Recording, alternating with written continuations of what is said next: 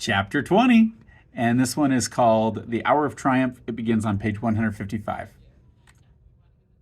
Special announcement, said the speaker in a pompous voice. The management of the fair takes great pleasure in presenting Mr. Homer L. Zuckerman and his famous pig. The truck bearing this extraordinary animal is now approaching the infield. Kindly stand back and give the truck room to proceed. In a few moments, the pig will be unloaded in the special judging ring in front of the grandstand, where a special award will be made. Will the crowd please make way and let the truck pass? Thank you. Wilbur trembled when he heard this speech. He felt happy but dizzy. The truck crept along slowly in low speed.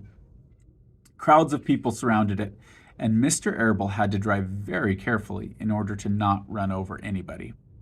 At last, he managed to reach the judge's stand. Avery jumped out and lowered the tailgate. I'm scared to death, whispered Mrs. Zuckerman. Hundreds of people are looking at us. Cheer up, replied Mrs. Arable. This is fun.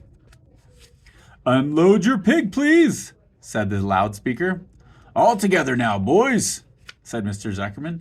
Several men stepped forward from the crowd to help lift the crate. Avery was the busiest helper of all.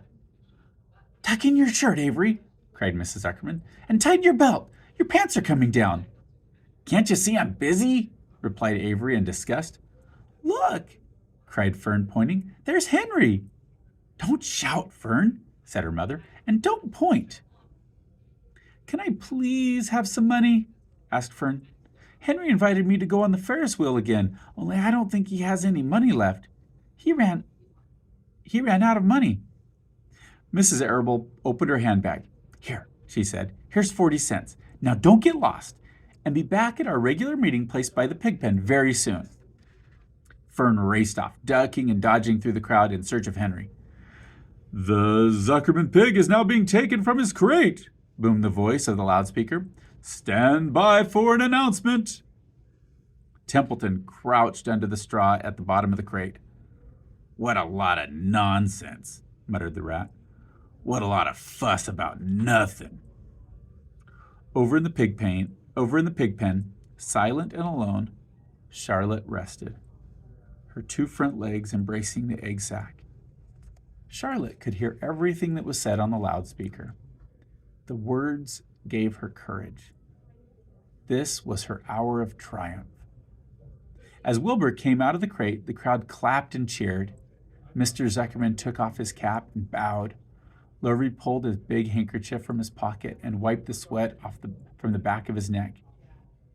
Avery knelt in the dirt by Wilbur's side, busily stroking him and showing off. Mrs. Zuckerman and Mrs. Arable stood on the running board of the truck. Ladies and gentlemen, said the loudspeaker, we now present Mr. Homer L. Zuckerman's distinguished pig.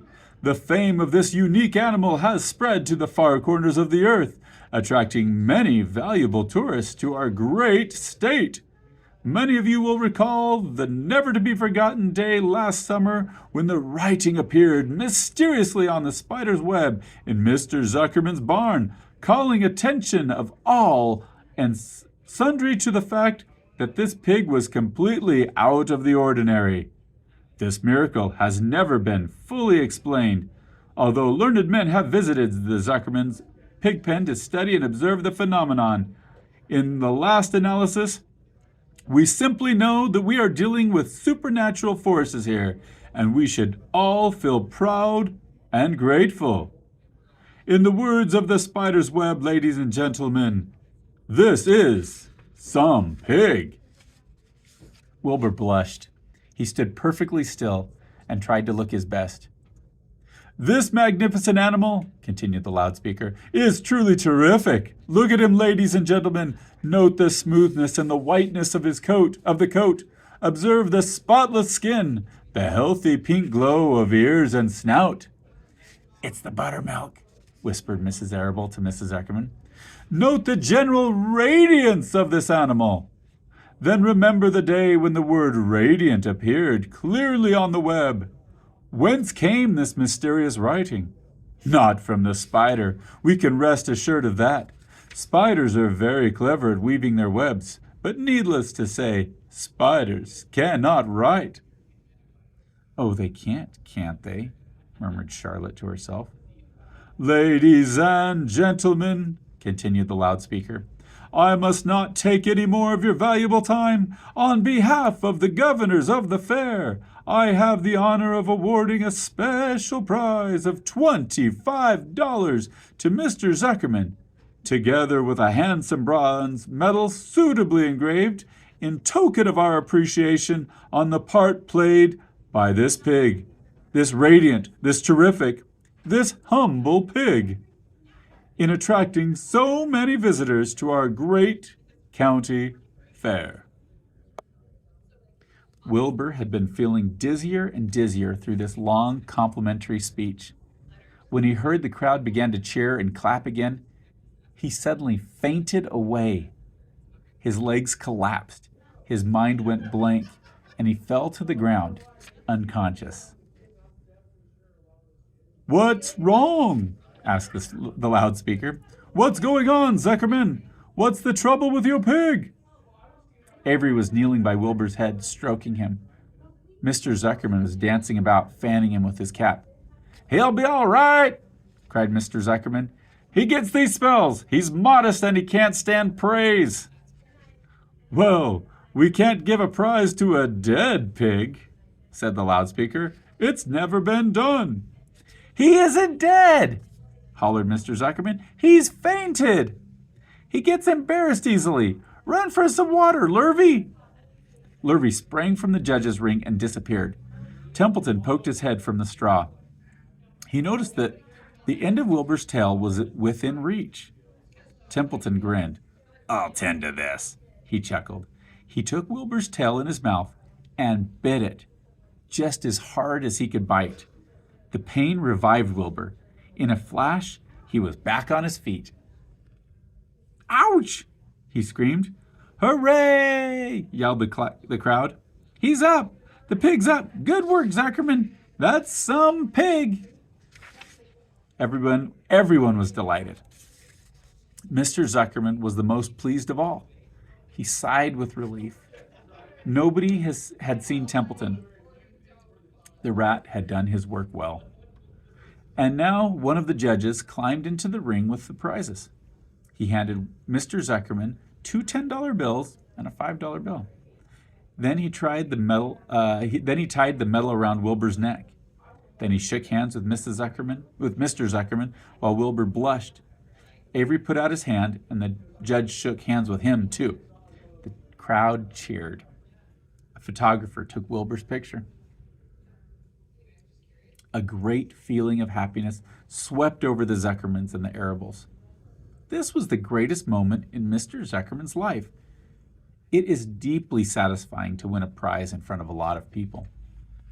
As Wilbur was being shoved back into the crate, Lurvy came charging through the crowd carrying a pail of water. His eyes had a wild look. Without hesitating a second, he dashed the water at Wilbur. In his excitement, he missed his aim, and the water splashed all over Mr. Zuckerman and Avery. They got soaking wet. For goodness sake, bellowed Mr. Zuckerman, who was really drenched. What ails you, Lurvy? Can't you see the pig is all right?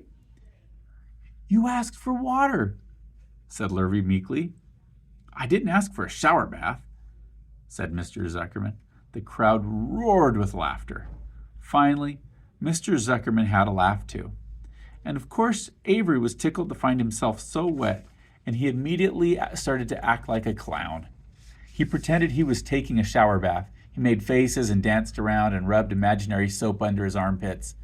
Then he dried himself with an imaginary towel. Avery, stop it, cried his mother. Stop showing off. But the crowd loved it. Avery heard nothing but the applause. He liked being a clown in a ring with everybody watching in front of a grandstand. When he discovered that there was still a little water left in the bottom of the pail, He raised the pail high in the air and dumped the water on himself and made faces. The children in the grandstand screamed with appreciation. At last, things calmed down. Wilbur was loaded into the truck. Avery was led from the ring by his mother and placed on a seat, on the seat of the truck to dry off. The truck, driven by Mr. Arable, crawled slowly back to the pig pen. Avery's wet trousers made a big wet spot on the seat.